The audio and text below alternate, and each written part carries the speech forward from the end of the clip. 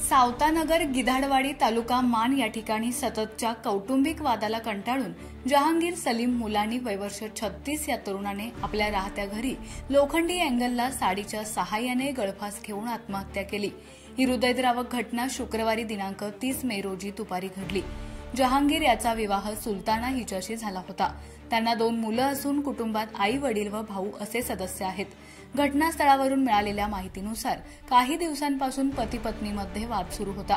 परवा त्यांच्या वादाचे पर्यवसान पोलीस स्टेशनपर्यंत गेले होते। पोलिसांनी दोघांनाही समज देऊन घरी पाठवले होते, मात्र वाद निवळण्याऐवजी अधिक तीव्र झाला। काल दुपारी दोघांमध्ये पुन्हा एकदा वाद झाला आणि पत्नी सुलताना दहिवडी येथे निघून गेली। यावेळी जहांगीर घरी एकटाच होता। त्याचे आई वडील कामानिमित्त बाहेर गेले होते।